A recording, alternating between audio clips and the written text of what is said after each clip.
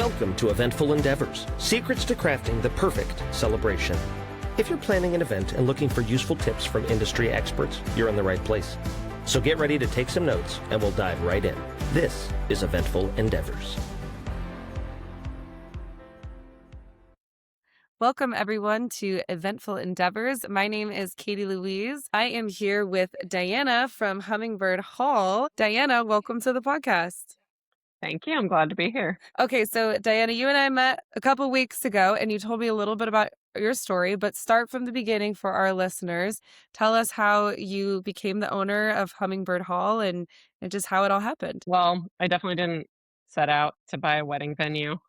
It's never part of the plan, but I happen to own a building, a duplex that's next door to the Hummingbird Hall, the current Hummingbird Hall. At the time, it was the Springdale Bible Chapel that went up for sale. And I've always been really into the era of the building as far as I always was charmed by old schoolhouses, and it just had this really beautiful look. So I decided to go check it out, and I went in, and it was just an amazing feeling, and it was so beautiful, even with its 80s industrial carpet and pews and everything. It just like felt awesome in there, and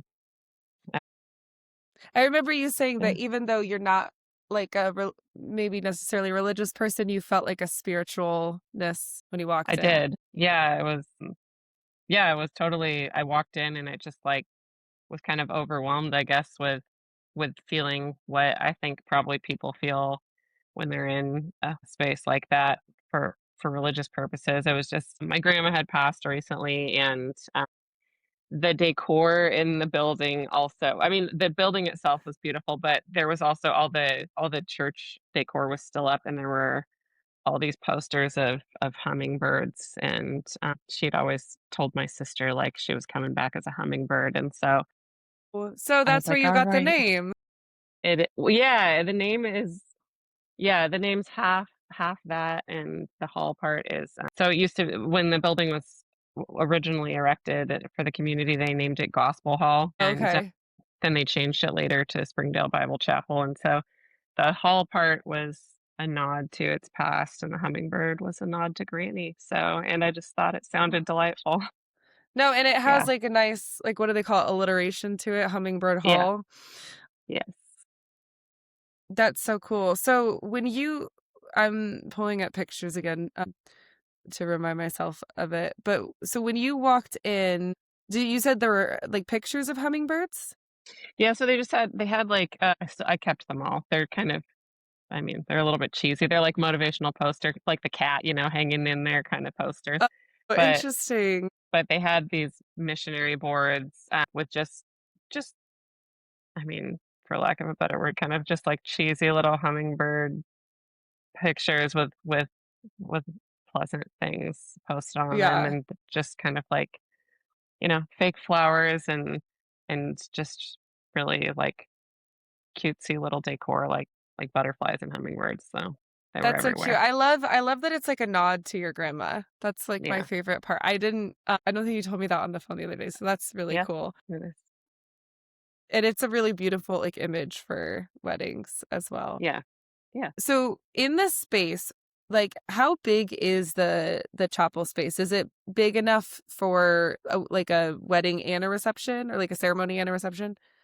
Yeah, it definitely is. I'm trying to lean into the idea of micro weddings more, but I currently like 100 people is what I tell people if they're going to be there. Don't have more than 100 people, because it has two bathrooms, and the limitations that come with that. But so the main sanctuary area, which is to me the most beautiful part of it, is the original chapel portion of it. A lot of people do their ceremony there and then flip it for the dancing and stuff. But there's also a lower level where you can do food or eating or whatever, and there's a backyard too. And they're all kind of equally sized, really. They're pretty similar. They're each about 1,000 square feet. of just Oh, kind of cool. open space. So the exterior yard and the main sanctuary people use pretty interchangeably for ceremonies or for dancing, partying type stuff. But they're the more charming, aesthetically pleasing spaces. And then the lower level, the daylight basement is great. It's really functional. That's where our kitchenette and the bathrooms are, and it's a nice place to escape the heat if it's cool or if it's too hot outside. It's really cool in there. So people do their like buffets or catering in that area a lot of the time. So definitely it's set up really well for whether it's, weather permitting or not, to have Yeah. both the ceremony and reception in separate spaces. Do you have some brides that wanna have some stuff going on outside, but then they like the backup of having shelter if something goes wrong, especially in Oregon, right? Yeah, absolutely. Yes, because really the weather, it's very hard to predict even in Yeah. the predictable months. It's not predictable. I mean, we had a Yeah. wedding in the middle of June last year where they had this outdoor stuff planned and just torrential downpour. So luckily her guest count was small enough that they just moved inside. Yeah. But it is nice because even if it's beautiful outside, sometimes it's just nice to not be outside. And but Yeah. if it's an option, it's really, I think I it's a feel great like it's so flexible thing. important to have that excuse me, because 'cause I've worked with people before where, like, they don't have an option, and it's like Yeah, it's scary, you never yeah. know. That's so cool. So these I'm looking at these pictures online, and anyone who wants to see the venue, you should she has a beautiful gallery online of all the spaces here. I'm looking at these pews. So do you still have the original pews in the hall? Sadly, no. The pews that you see in the picture are a vendor in Boring that has just the most perfect set of pews for matching with us. They're definitely the same era and they fit perfectly well. But original pews, I only have well, I don't even know if it is actually one, but I have one that I believe was an original, but the others had been updated in, I would guess, in the 80s when the beautiful industrial carpet was put in, or the 70s or something. They were not lovely, but also, they were 13, they were giant, and I came in one day and they were all gone. So I was like, "Okay, perfect. New, fresh life here." So you mentioned it really briefly earlier, but you own a property on like the same like the lot next door basically? Yes, And it's a the neighboring property. it's a duplex and you have it rented out, right? Yes, that's correct. You have tenants in both upstairs and downstairs? It's a side by side, but yes, Oh, okay, they're gotcha. both there, but it's kind of outliving its utility for modern full-time tenants. So the future of that, is I truly hope to make that into like a space where something like an Airbnb that really functions as a dedicated bridal suite. Yeah. And it'll be nice. I hope it'll be nice because it's got an interesting layout, not so much for living full time, but for a bridal suite because it's got this great big mud room that I think would just be perfect as like a vanity station. It has, a full kitchen and bathroom and a laundry room because Yeah. it's an apartment. So I think it could be a really convenient addition because currently we just have, the space we have is, call it small but exquisite, our venue. It's not set up with all the modern conveniences because it is 1914. Right. But yeah, I think it would be nice to add You mentioned that Airbnb. Are you feature. thinking like you'd Airbnb it when you don't need it as a bridal suite? Probably. That's such a great idea. Yeah, to try and like recoup whatever, Yeah, but no, for sure. yeah, but as far as the decor goes, I'm still deciding how to do that, but it might, I don't know. I'm really into like the moody, like I love Joanna Gaines. She's my spirit animal if she would let me have her as a spirit animal. Just those like moody colors that she's doing these days. But at the same time, I know a lot of brides are into the light, airy stuff. So it's like Well, I wonder if my you can heart. even like Airbnb it out to your brides. Like let Oh, I your absolutely brides would. Yeah, yeah, definitely. just That would be for sure like a place for anyone, for the couple or whoever to like escape or spend the night after a fun night of yeah. And it seems like a celebrating. somewhat from what I see online, and tell me if I'm wrong, but it seems like a somewhat secluded venue. Like you've got a lot of trees and It's I would say yes and no. It's on the historic Columbia River Highway, and it is directly on the historic Columbia River Highway. That being said, it's for sure rural. Our backyard is fully fenced, so it's not, it's secluded in that way. I mean, there's nobody else is coming on the property when you're there. No one should be coming on Yeah. the property when you're there. And same for the neighboring property. It's the duplex is kind of set back from the road, so a little bit of privacy there. When you walked into the chapel and you were thinking about buying it, like, did you know immediately you wanted it to be a wedding venue, or were you not sure? I didn't think that. My first feeling was purely emotional, like, and actually most of them after that were purely emotional, not logical either. But it was a feeling of like, so Corbett's where it is a small community. It's a really tight knit community, and at the time, and still, I have younger kids, and they were even younger then, and there wasn't a ton of stuff to do. There still isn't, and it was kind of like the end of COVID type time when we bought. It wasn't the end. It was we were in COVID, but it was we were getting used to it, I guess. And it was just the idea that I wanted it to be a space where people could come for the same kind of reasons that they would have come to church, but like fulfilling and community building and those reasons where they'd walk in and feel like taken care of was really was really what I was hoping for. And it's definitely got to do a lot of that. And I want it to do even more of that. But then it's just a perfect space for weddings. It's been a setting for weddings for over 100 years. And yeah, I just think filling it with love is a good way to honor it and Do you do other benefit from it. types of events besides weddings? Yeah, definitely. Me personally, not so much, but the doors are open. We have a lot of kid-friendly events, and we've had some adult stuff too. I was pretty focused on the kids stuff for a while when my kids were younger, and not that they're old people now; they're still How old younger, are but your they're not, kids? they're 9 and 11, Mm, so nice. they're just not as like excited about doing craft What kind type of what kind of events. like craft events? I was gonna ask what kind of like kid events. Yeah, things like that. I mean, we had a father-daughter dance, and we've had, like, Galentine's parties that are kid-focused, sleepovers with tents and things like that, tea parties. Oh, that's Yeah, so those are fun. yeah, Was that's that pretty like cool. a way to like generate like revenue for you? Like No, I was definitely I not. was like, are people No. paying for or just like more like community outreach Yeah, I mean, stuff? most of them are paid. We have like an annual free cocoa and carols Christmas event for the community. That's probably my favorite thing that we Oh, do. But most of them are paid. They're put on by other people. But I definitely know they aren't making a ton of money. I'm not making any money. It really is just like to honor the space, like and have fun with it. Because like I said, there's yeah. not there's not a lot of the schools and the other church. There's other churches there, but just the more Well, events for hopefully like families, the better. a way to advertise for the space too, as people come in and you know, Yeah, you definitely. know that you do like weddings. I would think like almost birthday parties too, like if Yeah, anyone just wants to set up their own thing.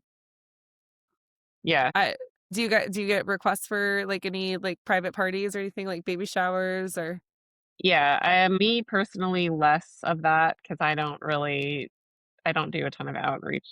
Really, a little bit of outreach for that, but not much. But there's a few planners that are kid focused, and they do some really cool like baby showers and birthday parties, and I mean they're beautiful, like Pinterest, yeah. Instagram style stuff. Well, and it seems like kind of a cool space where you could like do whatever you want with it, like Yeah, almost like a blank canvas.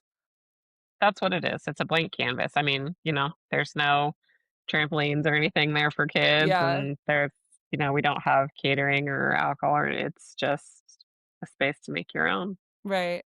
When you bought the space originally, so who did you like, if you don't mind me asking, who did you buy it from? Like, was it a group of people? Was it a single owner? Was it a church organization? The church was still operating, that had been operating since 1914. So that's who I bought it from. There were only 6 congregants left. They were really hit by COVID because it's a small community to begin with. It was smaller congregation, just an aging congregation, and only 6 people were left at the time. There's less of them even now, and I'd talked with them about, you can absolutely stay and continue doing your thing, but they were done. It was time for them to move on and scatter. So Yeah. this is the next life. Yeah. So do they all have like equal ownership in the land, That or? part, no, no. Like the church, the entity owned it. So the congregants were just participants in it. So it Yeah. was an entity that I don't know if it exists anymore. I assume it didn't. I think, and this is not like my expertise, I think when a church disbands like that, they typically donate whatever is remaining to another congregation. Oh, interesting. Okay, that's very interesting. Hmm. Okay, cool. Well, let's talk about some like more wedding stuff. So, Sure. how many events do you do like on average a month? It's growing. I would say like 2.5 currently, trending towards like 4, which is what I really want to do. Like Right. 4 to 6 weddings is really where I hope to like live and Yeah. for my own sanity as well as And you're still financial. fairly new at this because Yeah. you said you only owned it for, was it 3 years? We've owned it for 4, Okay. and I and we did renovations for about a year on So you've it. been Not that. operating like or open for 3. Yes. And starting in up until December, I wasn't managing it myself, or I wasn't the face really. And starting in December is when since December is I've been like all the hats. And so I feel now this last December to now is really our newest iteration, and it seems to be working pretty well as far as like growth and things like that. I have just more of my finger on the pulse of actually what's working and what's not. Right. Well, when we talked before, you said that you had found like a fantastic manager, Hmm. right? And then Yes. she had to go, or She retired. she Yeah. retired, How dare she? and you really struggled to find somebody as good as her, right? Yeah. Yeah. So she was one of my childhood friends growing up. She's still her mom, and she'd been in wedding planning for a long time. And she got me off the ground with so many things. I had no experience, none. I still have barely any. And she had lots of experience. And I just trusted her wholeheartedly because I've known her my whole life. And yeah, she was great. And then it just started getting like kind of snowballing a little bit. And she was like, I'm retiring. Like I can't, she Too didn't much want to. work, yeah. Yeah, she was more, she didn't want to do planning anymore so much, and she was kind of being a venue manager for me, and it was wonderful, and she still helps me a lot, but she was just, yeah, ready to do more road trips and, gardening and things and less work. Work. So, my question for you, because I know you said you tried out a couple of different people and you were interviewing people, and then you were like, "Let me just do this myself." Hmm. What was that quality that you were looking for in a manager that was so difficult to find?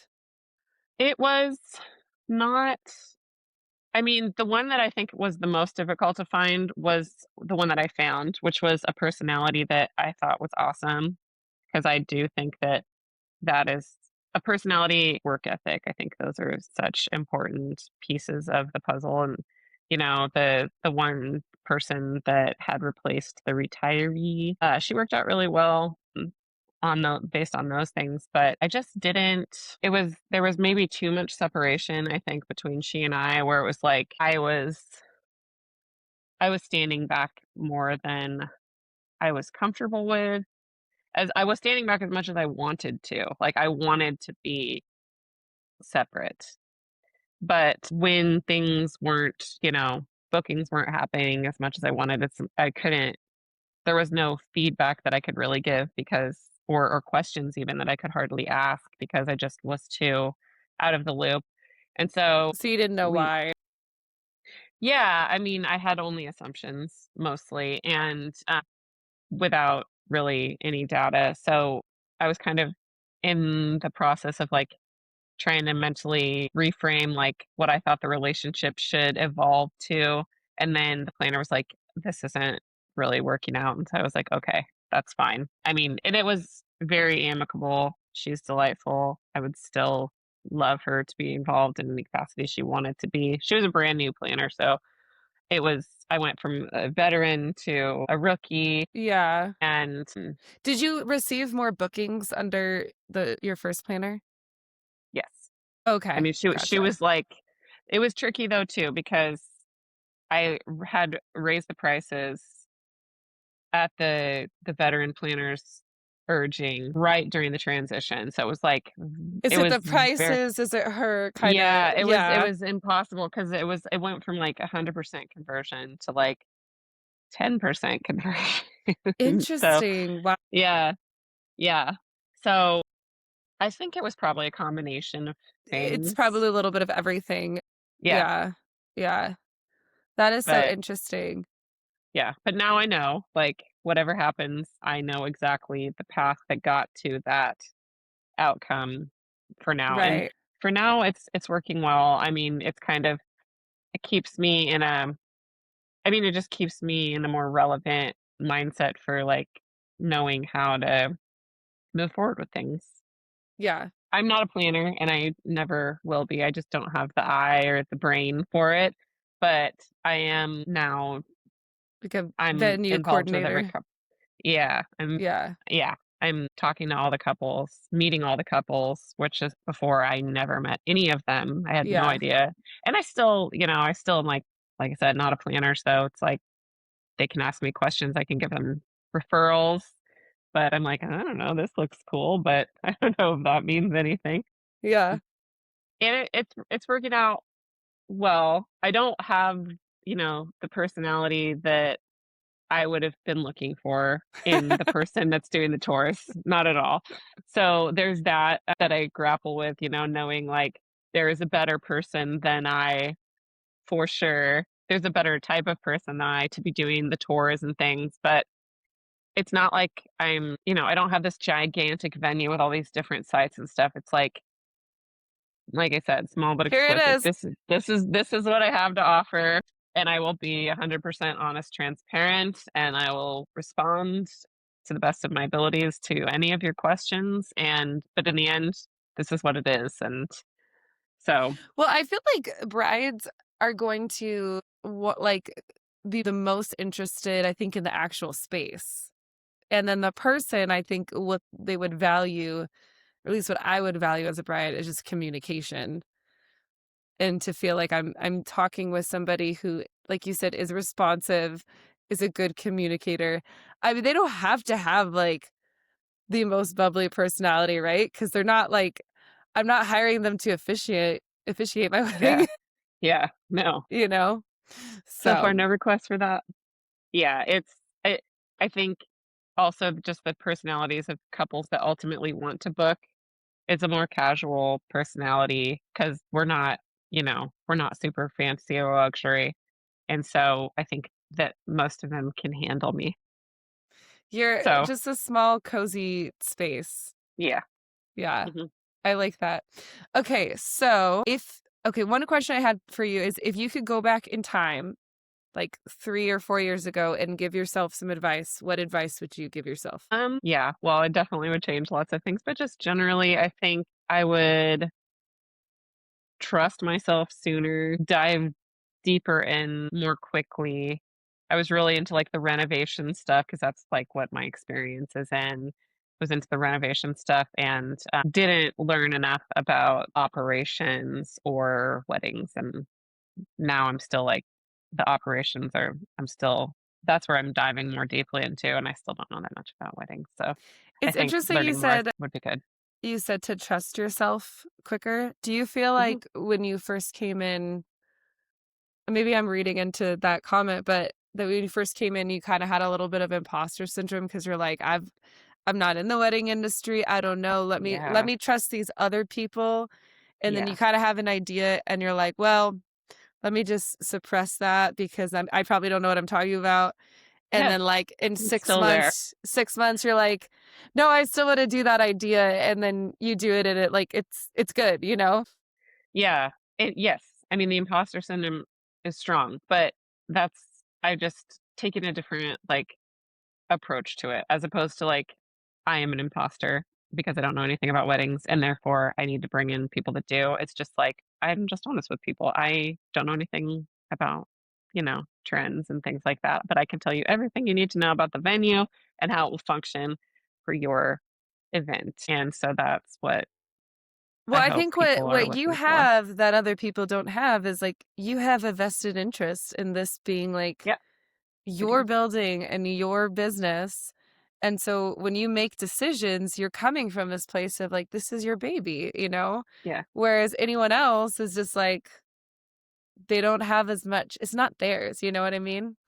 I just, Yeah. I feel like I've experienced that and I can relate to that. I've experienced in my own life where I'm like, I don't trust myself. I trust other people that like should know better. And then like later on, I'm like, no, my instinct was right, or I should have just gone with Yeah. myself first. Yeah. Um, And I mean, I do. I love it. I love the place and I'm not a salesperson, but I will be honest about the feelings that I have about it and what it is. And so if that's what people want, it's fair. I'm like, do you want ketchup with your fries? Yes or no? And then hopefully the answer is yes. But in yeah. the end, it's ketchup. How involved are you on the like the day-to-day parts of weddings? Like, are you usually on site for the whole wedding? Oh, no, not at all. Oh, Never. okay. I have no involvement ever in any of that. I just hand off the codes for entry and that's it. And so then Nothing. you're gone. You're like, I'm have gone. fun. I'm there. I'm like, Do you keep, text me if there's an yeah, do you, I was emergency. gonna The say, plunger's do you here. keep your phone like ringer Yes. on? Yeah. Oh yeah. Yes. I mean, I have my wingman that's there that actually lives in the duplex next door for real Oh, like okay, urgent. cool.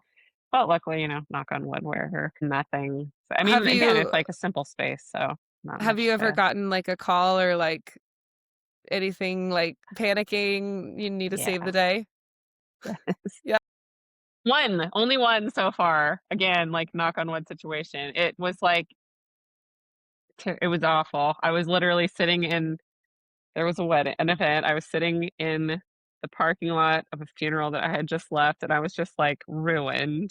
It was one of my high school teachers had passed, and I was just like so No. upset. And the wedding planner called, and I'm like, "Hello," Oh, no, And that's the worst time. Holy yeah, smokes. I was in Oregon City, and then it was in Corbett. It's in Corbett, so she's like, there's flooding happening," It and was so what flooding? it was.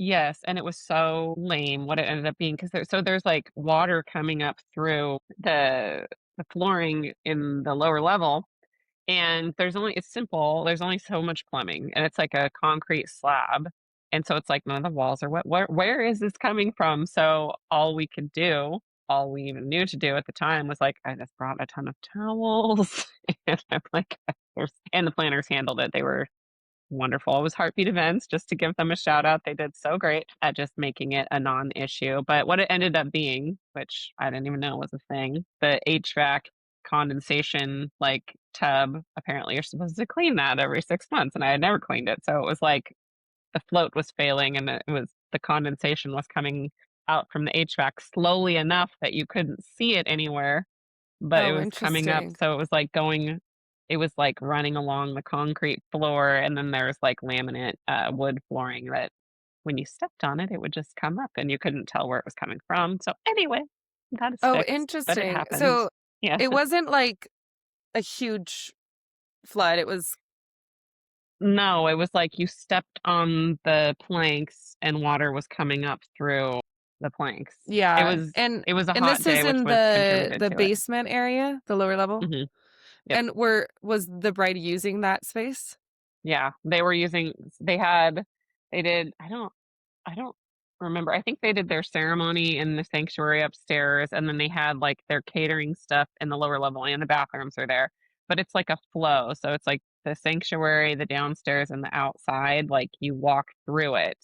So they were coming in and out. And that was actually part of what was causing the problem, but I didn't know at the time is like the doors being open and the the HVAC system trying to contend with the exterior temperature was making it work harder, so more condensation. So yeah, they were just like, "Oh, sorry about that." But yeah, most other problems are like operator error. People sometimes struggle with putting a keypad number in the door, and I'm like, "I'll just Yeah. unlock it for you." Here's the But number mostly it's again. yeah, pretty much. Yeah. So that's the only call you've gotten, like, day Yeah. of. Yep. So far. Cool. So where do you see yourself, like, what in the next 5 years? You said 4 to 6 weddings, Yep. maybe I another mean, planner, maybe not? yeah, yes. I mean, it's all always in flex and like just whatever I'm ready to, I'm certainly not like steadfast in any of my plans. I know how little I know and I'm trying to adapt and grow as things come and I get excited about things and like two babies that I'm trying to get out into the world are an elopement series, Yeah, which do you have their birthday parties at the Hummingbird the, Hall? like my kids. Yeah, Or oh, yeah. Yes, they do. Yes, they're fun. A it's lot of work. perfect. But for the wedding stuff, like, I wanna do, like, quarterly or maybe more frequently if it's popular, kind of I've done a few, but just, like, Vegas style days, not necessarily Elvis, but maybe it would be Elvis. But just where it's, like, the venue set up for, like, an affordable way to get married beautifully with, like, wonderful pictures where they can have, like, all the kinda, like, high points of a wedding day, but in an hour, and here's your pictures and you're done. So Yeah. that's one thing, and then another thing that I'm working on with a group of vendors that I'm very excited about is getting some packages going, so they would be, like, pop-up wedding type things, personalized weddings that it's like you just pay and you walk in and everything's ready. So your Yeah. officiants or whatever you choose, is like pre-packaged and brought together by this core team of vendors that have worked together. So we all know what to expect and the same kind of like general offerings, but like a menu you can Right. order off of and then have this Yeah. glorious, beautiful product at the end. I remember you saying that you're working on building that all-inclusive package. I think hmm that's a great idea. I don't Yeah. think that I have seen that yet before. Yeah, I Like, mean, I think some venues do it, and venues with food service and stuff. I think there's like more of that, but for us, it'll be like the idea is that it'll be quite curated. Depending on the level, it's not going to be like this huge number of levels, probably like three, and but it'll be fully all inclusive, just ready to go. so basically the idea is it's like for the bride that just doesn't want to have so much work to do and maybe she doesn't want to hmm pay for a whole planner, but she can just kind of buy this like pre-made package, maybe sub in and out 1 or 2 menu items for what she likes, and then she gets her whole wedding and she's done. Yeah, exactly, and really, even the planner, the planner would be involved, but a lot of it would just have been pre-planned, like, because it would be like a template, but you would Right. kind of get, like, the best of all of the pieces just without you having to, like, source them, and yeah, that's the Yeah. idea. I think that's amazing. I think that's such a great idea. How far along are you in that process of building that package? Pretty early in it still. We have, like, most of the vendors that we intended, so we being me and a planner who's really, like, at the helm. I mean, we're co-captaining the project, but most of the vendors that we think makes sense to have, we have, and we're supposed to all meet the day after tomorrow. We'll see, though. We haven't really got everybody's information yet, so or everybody's buy-in on the day after tomorrow thing, so we'll see, but, I mean, to me, I'm like, "Let's do this yesterday," you know? So, Yeah. hopefully it'll come together really quickly so we can start just, like, throwing it into the world and hopefully, people love it. Yeah. Well, maybe dueling pianos can be one of those menu items on 1,000%. there. No, yeah, absolutely, I would love for you guys to be because we don't have, like, a musical aspect right now, and I think that would be so fun. Yeah. Cool. Well, it's been a joy to talk to you. Your website is hummingbirdhall.com, right? The Hummingbird Hall. The hummingbirdhall.com. And your Instagram, do you want to leave any links or I mean, tags? sure. They're all the Hummingbird Hall. It's all wherever they look Yeah. for you, it's the Hummingbird Hall. Yep. Wonderful. Awesome. And anyone listening should definitely go check out her gallery and look at all the pictures of the beautiful space. So Yeah, please do. yeah, it's been wonderful. Thank you for being on Eventful Endeavors. And I'm sure we'll keep talking soon. Yeah. Thanks so much for having me. All right. Thank you, everyone. Thanks for listening to another episode of Eventful Endeavors, Secrets to Crafting the Perfect Celebration. We hope to have left you with some actionable ideas for your own event. If you like the show, please subscribe and definitely leave us a review. We read every comment. So until next time, happy planning and see you soon on Eventful Endeavors.